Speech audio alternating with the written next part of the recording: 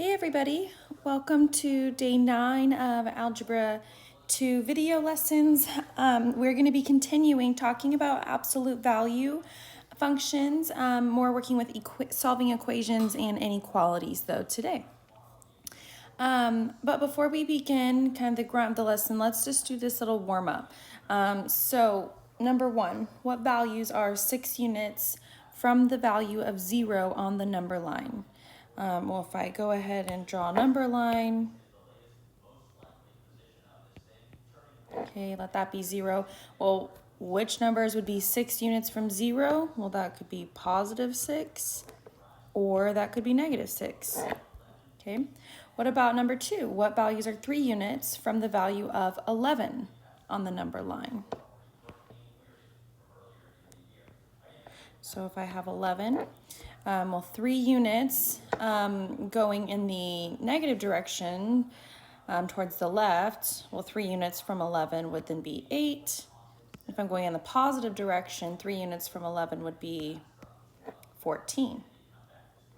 Okay, and so notice that each time we're asking this question, there are 2 values that satisfy the number of units from that specific value.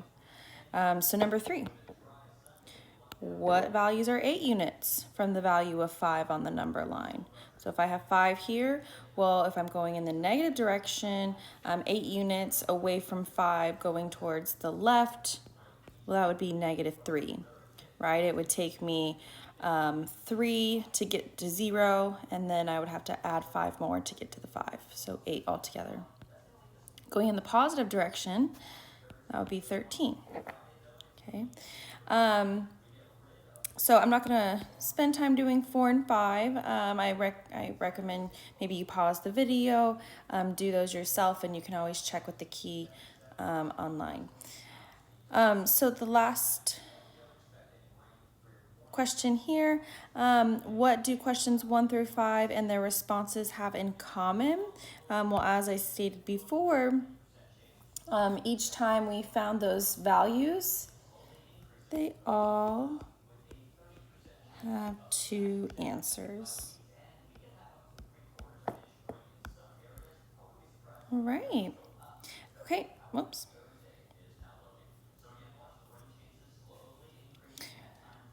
Okay, so absolute value equations and inequalities. Guys, what I want to say is we're going to solve these in the same way we would solve normal equations. There's just a couple extra steps that we have to do, okay? But a lot of this will be very familiar. So recall that absolute value means the distance a number is from 0, okay? So you might have realized, right, we've talked about absolute values before, and we've talked about how absolute value functions always make whatever is on the inside of those absolute value bars positive. Okay, so absolute value of positive 3 is still positive 3. But the absolute value of negative 3, we make it positive. Okay, so positive 3. And that's because absolute values refer to distances. It does not make sense for me to say I am negative 2 feet from somebody. No, okay, we just would say I'm 2 feet, right? So when we're referring to a distance, we're always going to have positive values. Okay, so in the equation, and guys, when I say we're always gonna have positive values, I mean whatever we evaluate the absolute value to be will be positive, just like our answers here. But when we solve these absolute value equations, our variable that's inside the absolute value sign, that could technically be negative. Okay, so in the equation, absolute value of x equals 3, notice that either could have been positive 3 or it could have been negative 3. Okay. All right. Okay, so all absolute value equations will have 2 possibilities, one positive and one negative.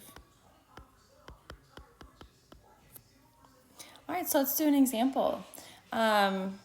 So when we have the absolute value, again, just as we saw, we're solving for the variable inside the absolute value sign, okay? And that's gonna have two possible answers, just like we saw here, okay? That x that was inside the absolute value sign had two answers, positive and -3. Okay, well, how do we get those answers? Well, we do so by setting up kind of two different equations. Okay, and then we will check answers. All right, so the first equation I'm going to set up, I'm going to drop the absolute value bars and just leave everything how it is, okay, minus the absolute value bars. And now just solve like we've always solved. So multiply by 4 on each side, and we get m equals 20, okay? Now my second equation I need to set up, whatever's inside my absolute value will stay the same, but now I'm going to make whatever I'm equal to negative. And that way we can account for those negative values as well. So when I multiply by 4 on each side, I get m equals -20. Okay. So we always want to, it's always good to check your solutions, but for absolute values, it is a must that you check them, okay? Because sometimes we're going to see in later examples that we'll get an answer that's not actually an answer. So it's very important that we do so. So when I go to check this, okay, I'm going to plug in my solutions. My first one, I'm going to plug in 20, positive 20. Oops, sorry. Let me just erase that. Positive 5. Okay. All right, so when I go to solve this, now just like as you see, I plugged the 20 into my variable m, and now I'm going to solve like normal. So 20 divided by 4 is 5, so I have 5 inside my absolute value bars. Well, then the absolute value of 5 is 5. And since this is a true statement, 5 equals 5, we are good to go. Now let's test our second solution, -20.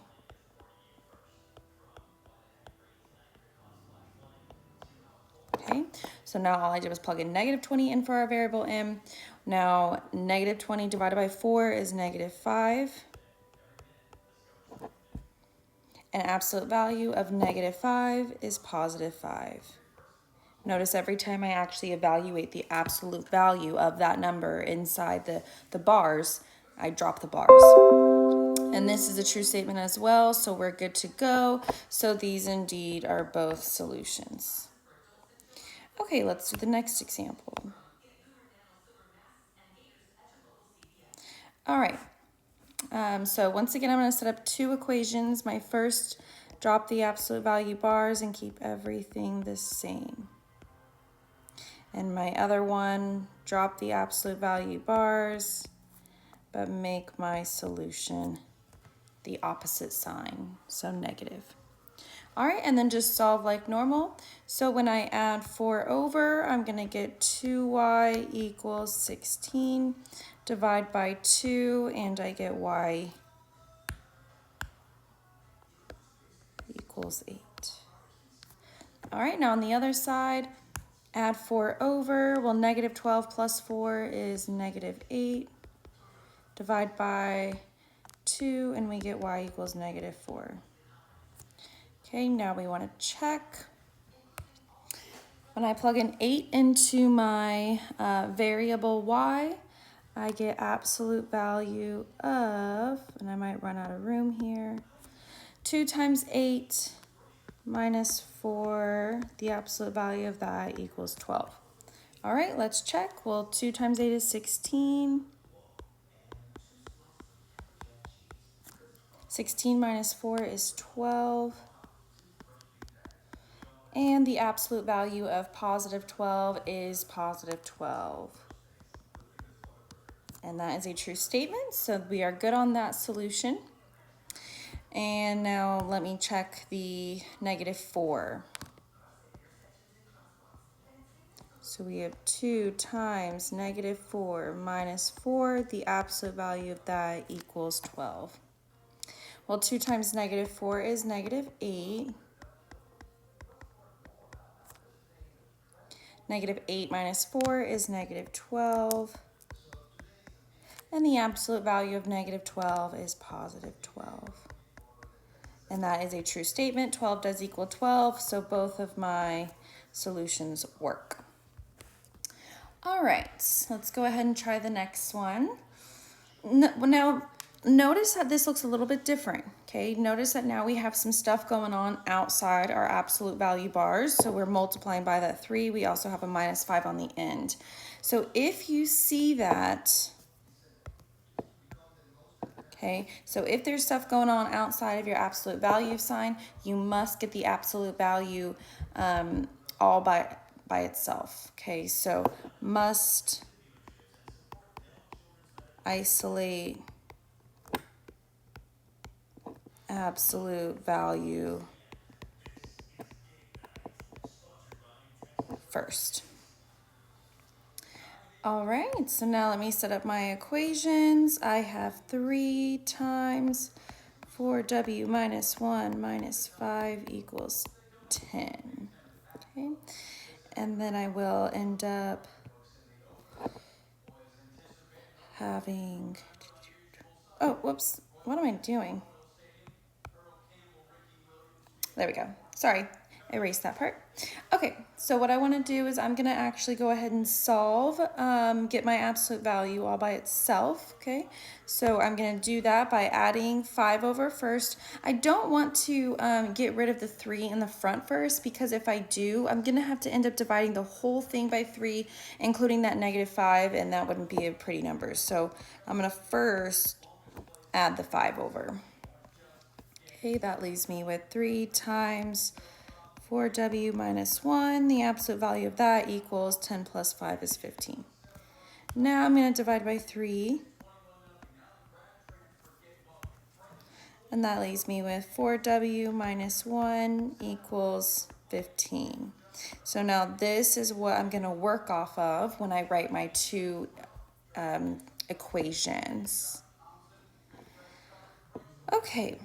So my first one I'm going to write, drop the absolute value bars,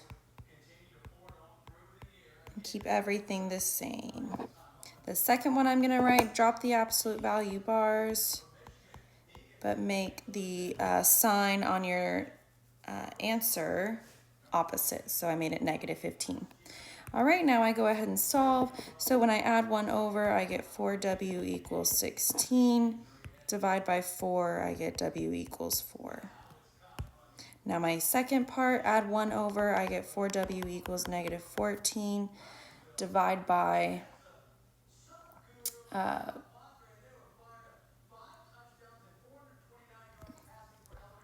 sorry, one sec, guys. Oops. Ay. You probably caught my mistake if you've been following me.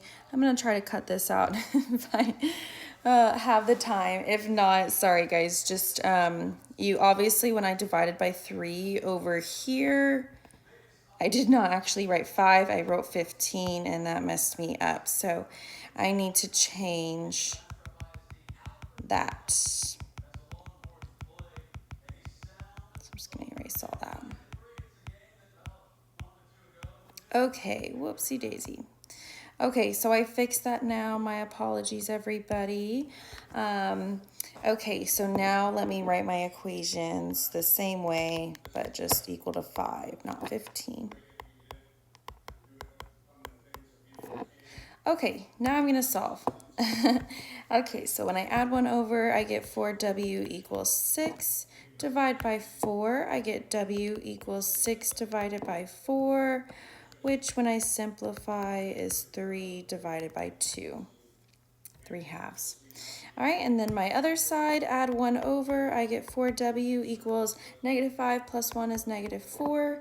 Divide by 4, and I get w equals negative 1. Okay, now I want to check.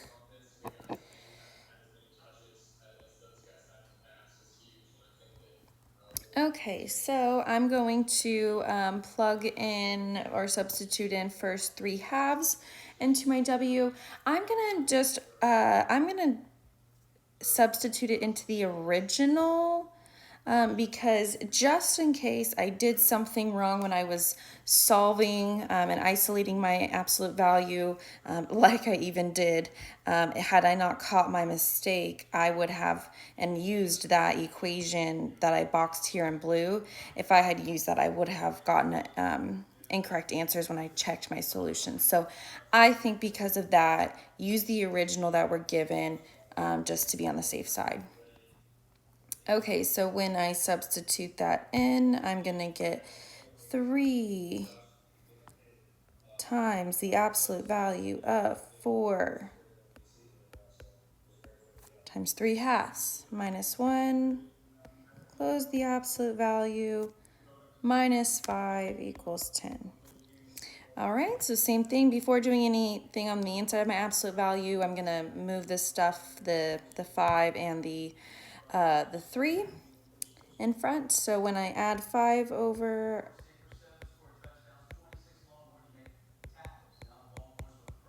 I get 15, divide by 3,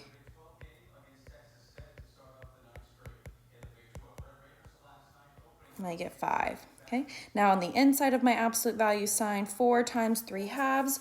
Well, 4 times 3 is 12, divided by 2 is 6. 6 minus 1 is 5, and the absolute value of 5 is indeed 5. Okay, so I know 3 halves will work. And just for time purposes, you do want to also check -1. It is going to work. Okay, so just for time wise, I'm going to go ahead and move on. But -1, check that. I recommend pausing the video, verifying that you would get that it works. Okay, let's move on to the next example. So I told you guys that there will be times when not all solutions are actually solutions. They're like trick solutions. So this is one of those examples. And so just be watching out for that. Okay, so first off though, we're gonna approach this same as all the others. Notice there's nothing around my absolute value bars, so there's nothing, I don't need to isolate it first. I'm ready to go ahead and write down my 2 equations. So I drop my absolute value bars and keep everything the same. And then on the other side, notice now this does look different because I don't have just one term on the right-hand side of the equal sign. I have 2. So essentially what I'm going to do is make sure to make the whole thing negative. Don't just make one term or the other negative. You want to do the whole thing, the whole expression. All right, so left-hand side. I'm going to subtract the 5, so I get 2x equals 3x. 4 minus 5 is -1. Now I'm going to subtract my 3x. 2 minus 3 is -x equals -1. Divide or multiply by a -1 on both sides to get positive x equals +1. Okay, now on the right-hand side, I'm going to distribute my negative first. So I get 2x plus 5 equals -3x minus 4. Subtract the 5 over, and I get -3x minus 9. Add the 3x and combine it with my 2x, and I get 5x equals -9. And then I'm going to divide by 5. So I get x equals -9 over 5. Okay, now it's time to check. This is where definitely we want to be paying attention because we're going to see how one of these ends up not working. Okay, so first I'm going to check my 1. Okay, so I'm going to plug 1 into x, substitute that in. So I have absolute value of 2 times 1 plus 5 equals, and then you also want to substitute in the 1 on the other side as well. Okay, and now I solve. Well, 2 times 1 is 2. 2 plus 5 is 7. 3 times 1 is 3 plus 4. So absolute value of 7 is 7. 3 plus 4 is 7.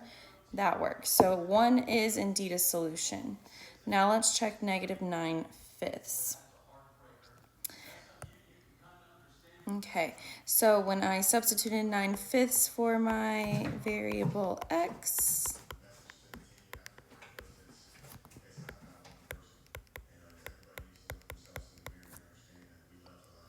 okay. All right, so start solving. Well, 2 times 9 is 18, and so that would give me, oops, and I need to make this negative. My apologies, making all kinds of mistakes tonight. Okay, so 2 times negative 9 is negative 18 over 5. That's not, a super pretty number, so I'm just going to leave it as a fraction, negative 18 over 5.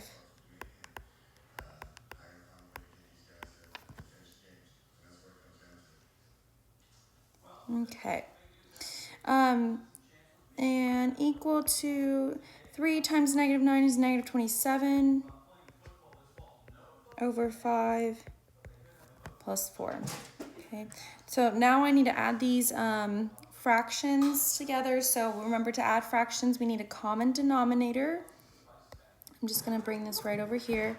Okay, well, I need a common denominator for my 5 and 4. So remember, technically, this 5 is over 1, 4 is over 1. So if I want the denominator to say 5, that means I need to multiply by 5, right, if I want it to match these guys. Okay, so I'm going to have absolute value of negative 18 over 5. And now I'm going to add, instead of writing 5, I'm going to write 25 over 5. Okay, that's equivalent to, right, 25 divided by 5 is 5. Okay, and then I have equals negative 27 over 5 plus, sorry, running out of room here, 4 times 5 is 20 over 5. Okay, so then I'm going to add this up, negative 18 plus 25, that's going to get me 7 over 5. And then negative 27 plus 20 is negative 7 over 5. All right, well, absolute value of 7 over 5 is 7 over 5, positive 7 over 5, as absolute values always will be. But wait, we cannot, positive 7 over 5 is not equal to negative 7 over 5. Okay, so this is an example of when we get an untrue statement like this, that means that that solution is not actually a solution. Okay, we think it is off the bat, but once we check, we realize it was trying to trick us. So we call these solutions that aren't actually solutions extraneous solution.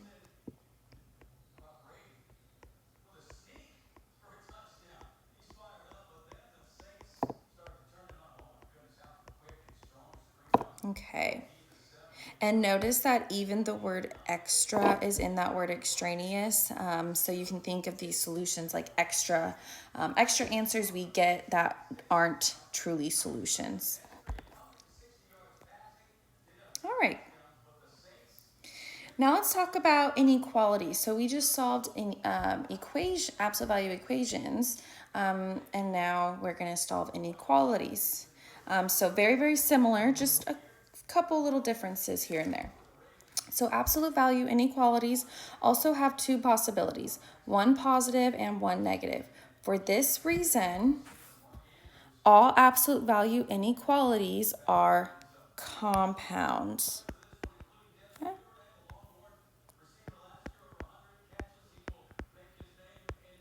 Inequalities. Okay, so if the absolute inequality is a less than or equal to, it is an and compound inequality. And by compound, that's if you remember the inequalities from the test we just took, it just means that there's two solutions. There's more than one solution. Okay, so we're either going to have that or that and statement. So if it's a less than or equal to, it's an and compound equality, meaning you shade the overlap. Okay, and that's when we wrote those inequalities as one line. If the absolute value inequality is greater than or equal to, then it is an or compound inequality, meaning you shade all the applicable regions. Sometimes absolute value inequalities yield no solution.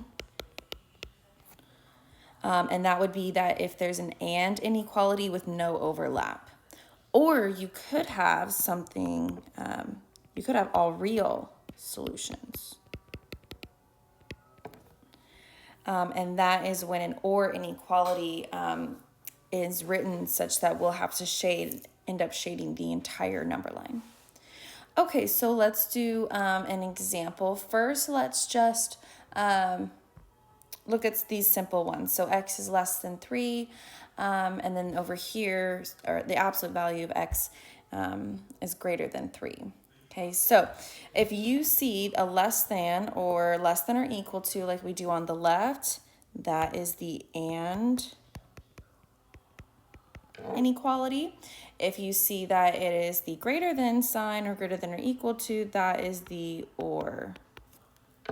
Okay. All right, so when we go to solve this, just like we did with the equations, we're going to set up two different, but in this case, inequalities. So just like above, we're going to drop the absolute value sign and leave it all the same. But then on the other hand, we're going to do the same thing we did up top. We're going to make that number, that 3, negative. But if I make this 3 negative, essentially what I've done is multiply or divide that 3 by a negative, okay? And remember, when we do that for inequalities, we have to flip the sign. So for the inequality that you change the sign of your number, make sure to flip the inequality. Okay, and so let me just write that.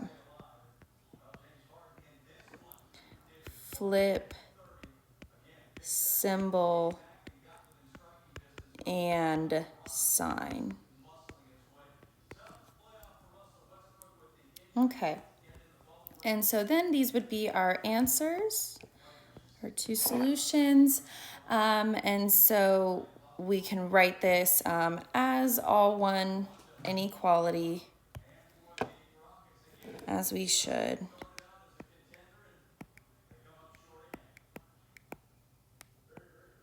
And graph it. So we want to put our critical numbers on the number line. Just add 0 in between, and then we shade. Since we don't have an or equal to sign, we're going to have open circles on our number line, and then I'm going to shade everywhere in between such that we are greater than -3 but less than 3. All right, now the other side, same thing. I'm going to make it so that, first off, drop the absolute value bars, keep everything the same. And then I'm going to flip both the sign and the symbol, just like I did before.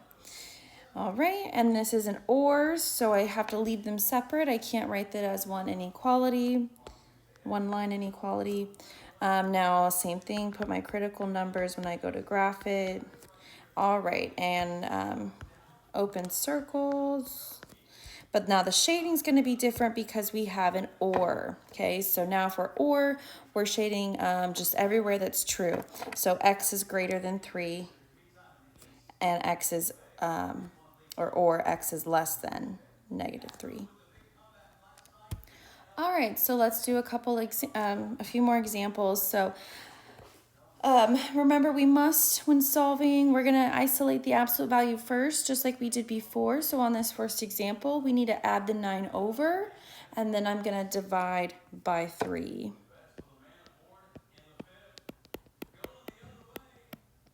(15 plus 9 gives me 24. Now I'm going to divide by that 3 out in front. 24 divided by 3 is 8. And now I can go ahead and set up my two inequalities from my isolated inequality. So I'm going to drop my absolute value bars, keep everything the same, and then drop the absolute value bars on the other side, but now this time I'm going to flip my symbol and my sign. Okay, all right, so solving the left-hand side, if I subtract 6, I get 2. Now divide by 2, and I get x is less than 1. Okay, on the other side, now I'm going to subtract 6, and I get negative 8 minus 6 is negative 14. Divide by 2, and I get negative 7. All right, now we need to determine, do we have an and or an or statement? So once, this is very, very important, and I'm going to star this in red, okay? Once isolated, then determine if our symbol means and or.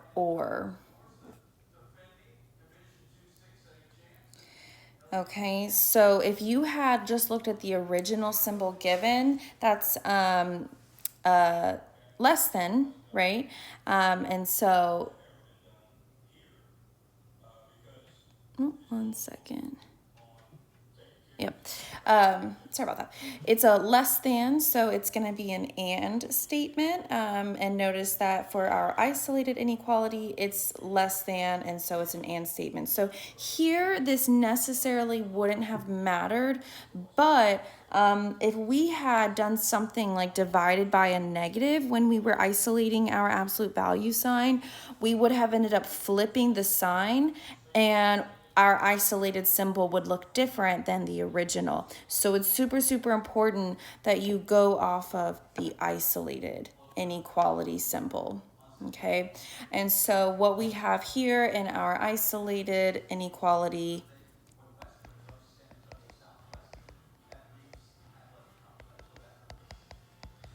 is an and.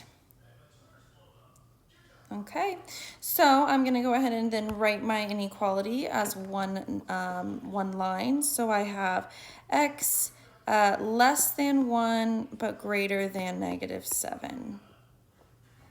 Okay, so I'm going to put my critical numbers on the number line. So I have negative 7. I don't I have open dots because I'm not or equal to. So we're not including these numbers. And I'm shading where x is less than 1, but also has to be greater than negative 7. So this overlap. All right, let's do another one. So no isolating it here. The absolute value is already isolated. So I'm going to work off of this guy that I'm given, and go ahead and set up my two sides. So I have 3x plus 6, keep everything the same, just drop the bars. And then on the other side, 3x plus 6, but now flip the sign, flip the symbol. All right, we can go ahead and solve. So if I subtract 6, I get 3x is greater than or equal to 12 minus 6 is 6. Divide by 3, and I get x is greater than or equal to 2. Now on the other side, subtract 6, divide by 3, and I get x is less than or equal to 6. We do notice now the symbol, okay, the isolated is what we started with, and that was a greater than sign, so this is going to be an or statement. And so for or, we keep those separate. All right, now we're going to put our numbers on the critical numbers on the number line. All right, and I'm going to shade everywhere where it's true. So first off, I know I have closed dots on my critical numbers since we are or equal to them. Now I'm going to shade where x is greater than or equal to 2, so to the right. And then I'm also going to shade where x is less than or equal to negative 6, so to the left.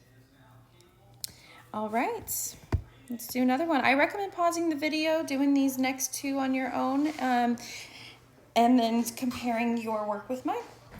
All right, so this inequality is already isolated, so we're just gonna work straight off of what we're given. So I can go ahead, write my two sides. So x plus 5, leave it all the same. And then x plus 5, now flip the symbol and flip the sign. So now it becomes positive 1. Now I'm going to solve. So on the left, when I subtract 5, I get negative 6. On the right-hand side, when I subtract 5, I'm going to get negative 4.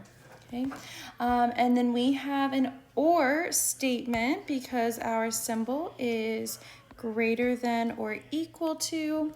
And so notice if I put my critical numbers on the number line, one in between, I know they're closed dots because I'm or equal to. When I go to shade, okay, I'm going to shade everywhere that's true since I have an OR. X is greater than or equal to negative 6. Okay, so I'm going to shade everywhere where it's greater than or equal to negative 6. Okay, and then X is also less than or equal to negative 4. So on negative 4, I'm going to start shading less than negative 4. Well, remember, this is an OR, so it doesn't matter that we don't have overlap everywhere. We're just concerned with what's shaded, period. So notice the entire number line is shaded. And so for this answer, we're actually going to say all real numbers. Okay, so it's very, very important that if you get an OR statement and it allows us to shade the entire number line, that you state our solution is all real numbers. Okay, let's do number 5. It's isolated already, yay! So let's go ahead and set up our two sides of the equation, or inequalities. So I have x plus 5, leave everything the same, less than negative 1. On the other side, I have x plus 5, flip the symbol, flip the sign, so now it's a positive 1. All right, now I'm going to solve. So when I subtract 5, I get x is less than negative 6. And then on the other side, subtract 5, x is greater than negative 4. All right, now looking at the symbol of my isolated absolute value, I have a less than, so that would be and. So we have an and statement here, so I'm going to write it all as one line. So I have x is less than negative 6, greater than negative 4. Okay, so when I put those values on my number line, well, wait. If x has to be less than negative 6, okay, so if I'll put my dots here, that means I'd shade to the left, right? And it also has to be greater than negative 4. So on negative 4, I would shade greater than. But notice we have an and inequality, an and statement, but no overlap on this number line. And that's because there can be no number that exists that is both less than negative 6 and greater than negative 4. That just can't happen, right? So in this case, we have no solution. And yes, you have to write no solution. You can't just leave it as that one-line inequality. All right, so in summary, it's kind of hard to tell. If k is a positive number, then if we have the absolute value of x is greater than or equal to k, that means that x is greater than or equal to that number, or it's less than or equal to that negative value of that number. And then if we have x is less than or equal to k, that would mean that x is less than or equal to that value, and it's greater than or equal to the negative of that value, which can be written as we've been doing in that one-line inequality. All right, guys, that's it for today. You do have 5 practice problems to do after this video, due before next block. All right, y'all have a great day.